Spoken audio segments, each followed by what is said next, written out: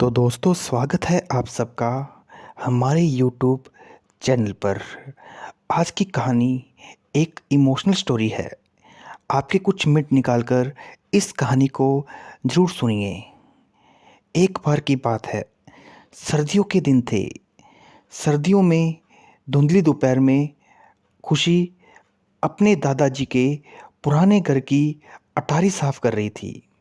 दादाजी को गुजरे हुए 3 हफ्ते हो चुके थे और उनका अचानक से इस तरीके से चला जाना पूरे परिवार के लिए खालीपन छोड़ गया था। लेकिन खुशी के लिए यह कुछ ज़्यादा ही था। क्यों ना हो, क्योंकि वो हमेशा दादाजी के सबसे करीब जो रही थी, उनके साथ रहना, उनसे कहानियाँ सुनना, शाम को उनके साथ सैर करना और घंटों-घंटों उनसे बातें करना और अपनी सारी बातें उनके साथ शेयर करना। अटारी में धूल साफ करते हुए खुशी की उँगलियां एक पड़े हुए मोटे भूरे लिफाफे से टकराई। उस पर साफ सुथरे अक्षरों में लिखा था, खुशी के लिए जब समय आए। खुशी का दिल तेजी से धड़कने लगा। उसने कांपते हाथों से लिफाफा खोला। जब उसने लिफाफा खोला तो उसके अंदर एक चिट्ठी थी जो कि 10 साल पुरानी। उसमें लिखा था, मेरी प्यारी खुशी, अगर तुम ये चिट्ठी पढ़ रही हो तो इसका मतलब कि मैं अब इस दुनिया में नहीं हूँ। लेकिन उदास मत होना, ज़िंदगी एक सफ़र है और मैंने इसे पूरी तरह जिया क्योंकि तुम जैसी प्यारी आत्मा मेरे जीवन में थी। तुम मेरी उम्र के आखिरी दिनों की वो रोशनी थी जब लोग मेरी बातें इग्नोर करते थे, लेकिन तुम ही थी जो मुझे ध्यान से सुनती सुनती थी।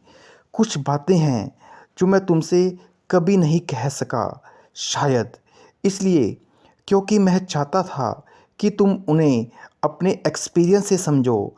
लेकिन अगर कभी तुम्हें लगे कि तुम रास्ता खो रही हो तो मेरी ये पंक्तियाँ हमेशा याद रखना। पैसे के पीछे मत भागो, उद्देश्य के पीछे भागो। पैसा खुद ब खुद आएगा अगर तुम कुछ ऐसा कर रही हो जो दिल से जुड़ा हो। अपने माता पिता को माफ़ कर देना, वो भी इंसान हैं। एक दिन तुम समझोगी कि उन्होंने अपनी पूरी कोशिश की थी, भले ही वह काफ़ी न हो।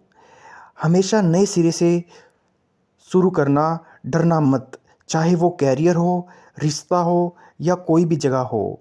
अपने आप को खाली महसूस मत होने देना। और उसके बाद एक सीख और भी थी, अकेले रहना सीखो, बिना अकेलापन महसूस किए। यही तुम्हारी सबसे बड़ी ताकत बनेगी। दिल से प्यार करो, लेकिन अपनी पहचान मत खो देना। और आखिरी संदेश, जब मेरी याद आए तो आसमान की ओर देखना, मैं तुम्हें सबसे चमकता तारा बनकर मुस्कुराऊंगा। पूरे दिल से तुम्हारा दादाजी। चिट्ठी पढ़ते पढ़ते खुशी की आंखों में आंसू आने लगे और वो उसी अटारी में बैठी रही, अपने अतीत की यादों के बीच, उस चिट्ठी को सीने से लगाए। उस रात वो घर से बाहर खुले आसमान के नीचे खड़ी हुई और बहुत दिनों बाद पहली बार मुस्कुराई। धन्यवाद।